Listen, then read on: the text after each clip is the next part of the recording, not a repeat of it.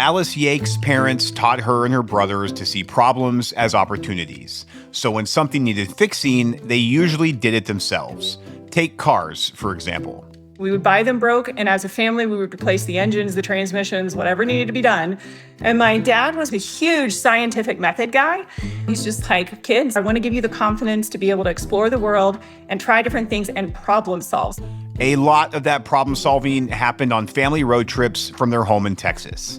They visited each of the lower 48 states. Alice remembers those trips as mini lessons in life skills.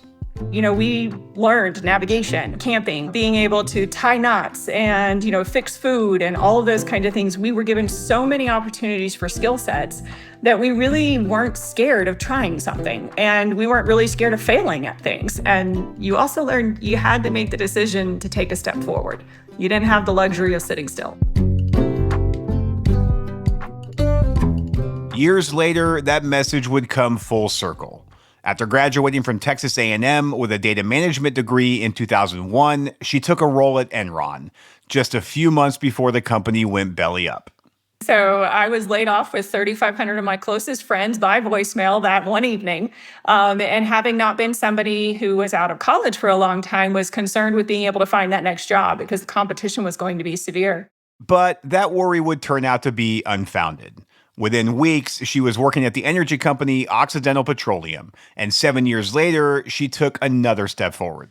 So Xcel got to know me because I was intervening in their rate cases as Occidental Petroleum. And I got a phone call that said, hey, instead of taking apart these rate cases, how would you like to put them together? Alice started out working in regulatory affairs and rose to president of Xcel Energy in Colorado, and then became the utility's chief planning officer in 2022. But last year, she made a big move to Breakthrough Energy, where she's now VP of its grids program. Now, she spends her days helping to build tools to update the electric grid. It's a bit like fixing up those old cars with her dad as a kid, just a lot more complicated. It's probably one of the greatest machines we have ever created as humankind, and it is a life essential. You just live your life, and it magically appears. The complexity of doing that is incredible. I think we have to give some serious thought to the future on how are we going to use the system going forward and making deliberate decisions now to make sure that we build it economically, reasonably, and have longevity associated with it. This is With Great Power, a show about the people building the future grid today. I'm Brad Langley. Some people say utilities are slow to change, that they don't innovate fast enough. And while it might not always seem like the most cutting-edge industry, there are lots of really smart people working really hard to make the grid cleaner, more reliable, and customer-centric.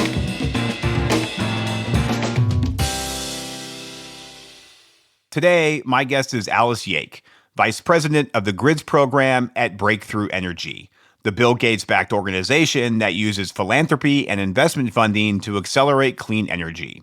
Grids is part of a years-long effort to help energy planners across the world design and operate electric grids.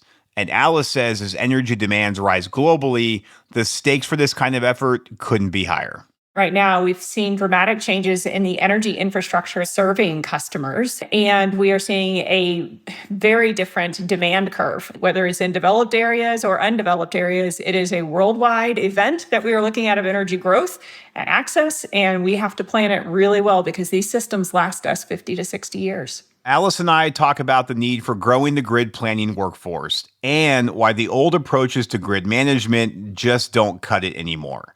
We look at how the problem of an aged grid actually offers an opportunity to do better grid planning and integrate distributed energy resources. But first, I ask her to describe the Grids program and why it's centered around open source software. So we are investing our time and our dollars philanthropically and ensuring that there is a comprehensive open source ecosystem for the different components that come into planning energy systems. So specifically, our mission is to reduce the amount of time that it takes to get to decision making. And there are a lot of pieces of the puzzle that go into that decision making. Two main elements are slowing us down a lot in that process right now. One, the tools that we currently have that we've been using for the past 30 to 40 years are not what we actually need for going forward. The complexity of the system has dramatically changed. Where we get our energy from has changed. the different options we have, the flexibility we need, the weather patterns that we are facing, those are all driving needs for upgrades in those tools. In addition, those tools, commercial tools, are generally pretty expensive. So when we're talking about underdeveloped or undeveloped areas of the world, they're inaccessible. Additionally, they're very complex to use. And so rarely can you repeat what somebody has put into these models. And that has caused a lack of trust in the environment and in the process that we work in to make decisions about grid infrastructure. I mean, everything from the NIMBYism, that's symptoms of distrust in the process. Do we really need this? Why? How am I benefiting from this? Are the right numbers being assumed? Why is this costing so much? Isn't there a cheaper way? All of those questions come from second guessing. And much of that comes because people can't replicate the models that tell us what we need. So we need to have repeatability. We need to have transparency, and we need to have accessibility. Countries like India that are still developing their system, they cannot afford some of these commercial tools, even India. And so then when you go to portions of Africa where there's no infrastructure whatsoever, they absolutely aren't going to be able to use these tools. Let's dig into the tools that Breakthrough is developing to model and improve grid planning. What are they, and when and why were they developed? So we take a look at what's available on the commercial side, and then also what's available on the open source side. And then if you're familiar with open source, what that means is it's publicly published so that you have access to the code that makes up the software. And you can make contributions. You can download it, you can use it, and then you can say, hey, this isn't exactly where it should be. You can add to it, you can submit that back, and then the owner can accept it and upgrade that tool. So it's all publicly available. So what we do is we benchmark against the commercial tools and say, what is missing? And then we will help the entities that are responsible for owning these open source tools say, do you need some funding in order to close the gap on developing this piece? So what I'll say is we don't own the tools directly. We incentivize the open source tools, which are owned generally by the individual who has them posted and hosted. But we're incentivizing them to increase the capabilities inside of those tools and move those forward. We also work with academia on analyzing, the differences of, kind of the deep research, the pre-tool development is what are the things that need to be in place in order to solve this kind of problem. We can get into some deep math and geeky things because there's many layers to how this technology actually works. Not only do you have a model that can look at an aspect of the system, but then you also have to have a mathematical solver underpinning it. And mathematical solvers aren't written just for like the energy system. They're generally mathematical solvers that are used for a lot of things. So then we'll work with the people that are coding those mathematical solvers to focus them on the energy sector, to look at why aren't they running as fast? Why aren't they as efficient? And incentivize them also to close those gaps. So there's lots of different pieces that we get involved in, Brad, in order to be able to enhance and improve the modeling aspects. And why did Breakthrough go with the open source model versus developing more of a commercial product? What are some of the benefits in your mind of why that was the right approach for these types of tools? Well, I think foundationally it starts at the global benefits look at what it is that Breakthrough comes to the table for. So there's nearly 700 million people on the planet that have no electricity at all, and there's billions with insufficient access to electricity. They cannot afford the commercial tools to do the planning that is necessary to design these systems to provide the energy benefits to the customers, the individuals living in those regions. So you have to provide them an opportunity for access. That opportunity for access doesn't come with a commercial tool. It may be philanthropically, you could incentivize that for a couple of years, but the intention is sustainability long-term.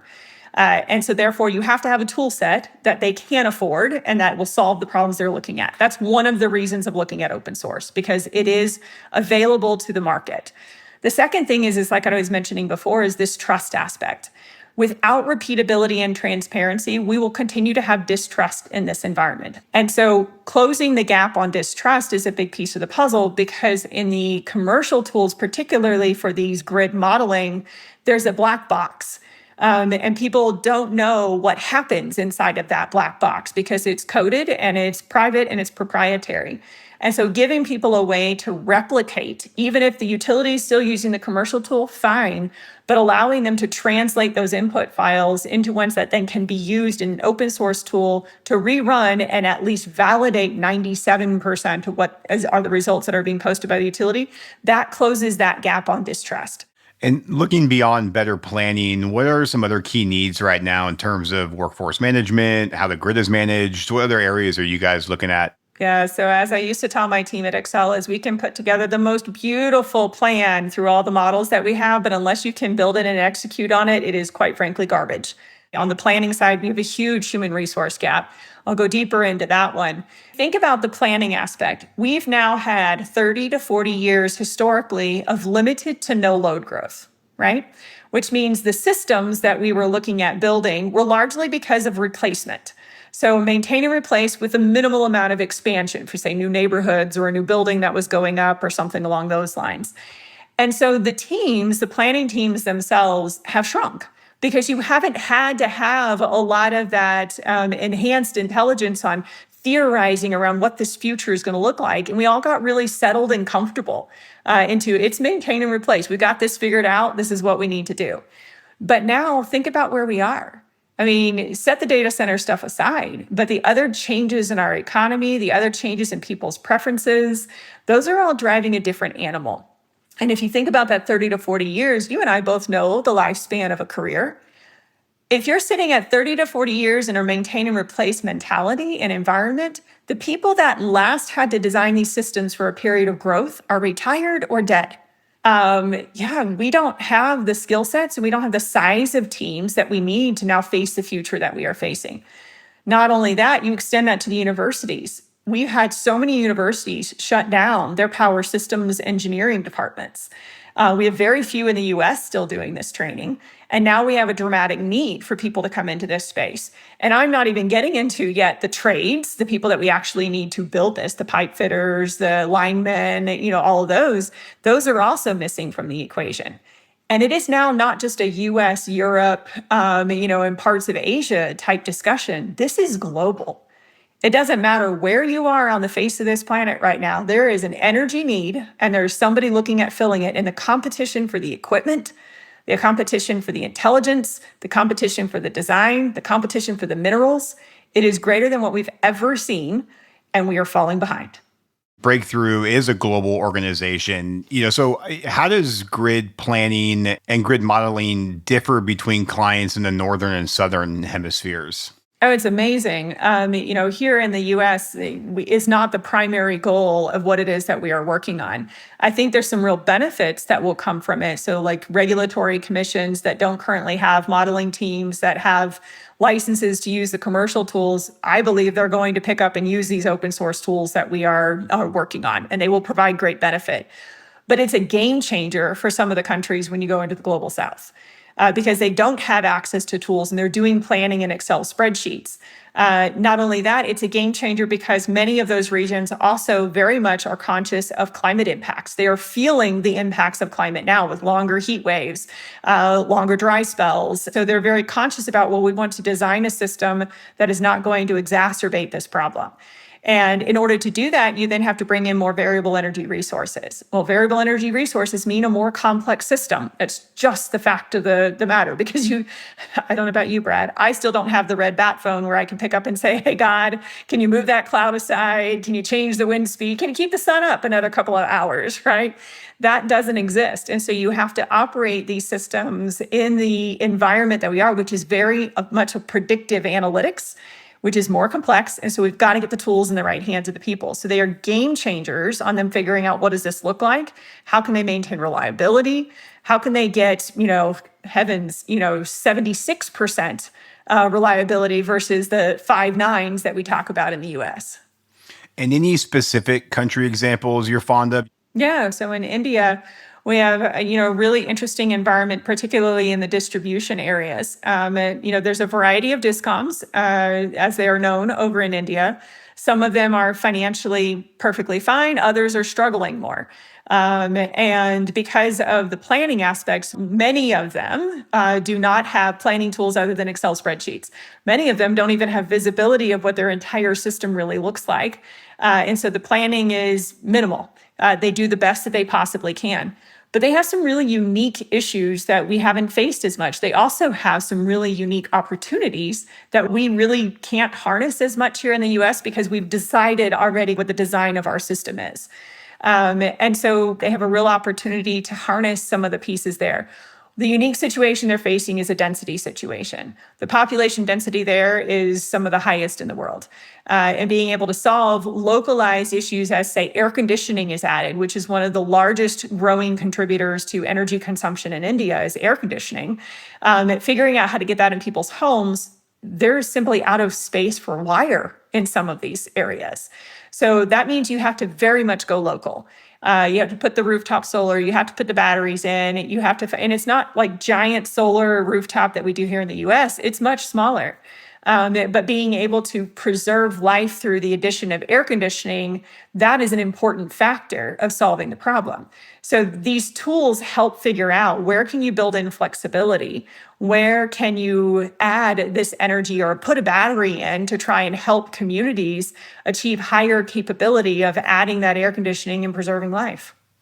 And is that how you tie it into kind of the bigger decarbonization issue of how better grid planning can move the needle in emerging markets that have fossil fuel dependent grids in terms of kind of getting more of those DERs deployed?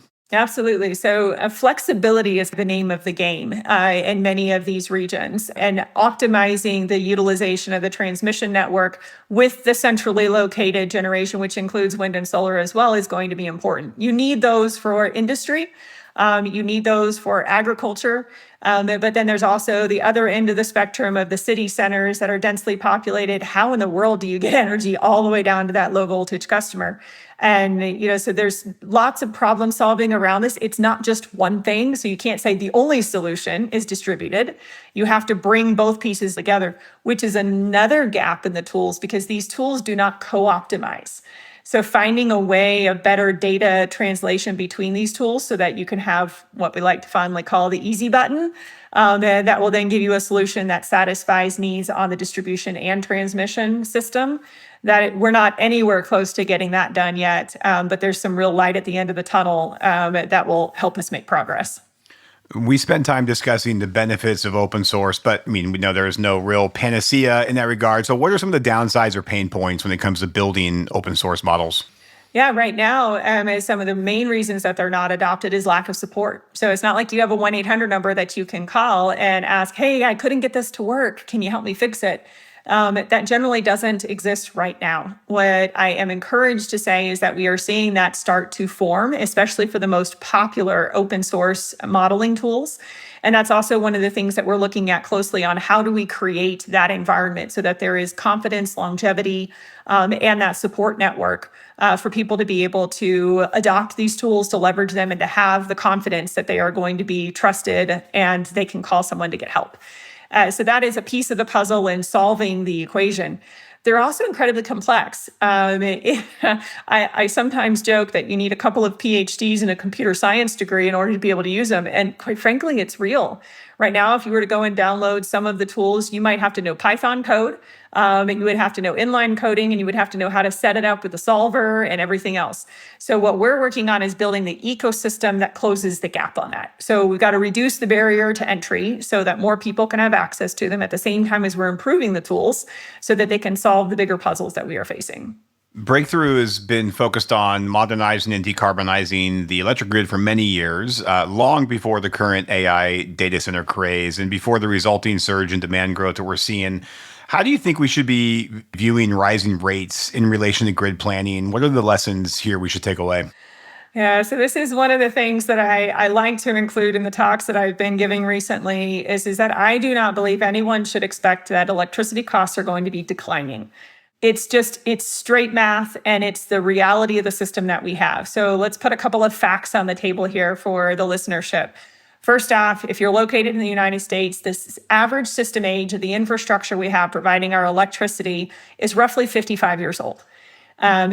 Think of this also as the life of that asset or those assets is generally around 60 years old. So that should tell you that it largely needs to be replaced.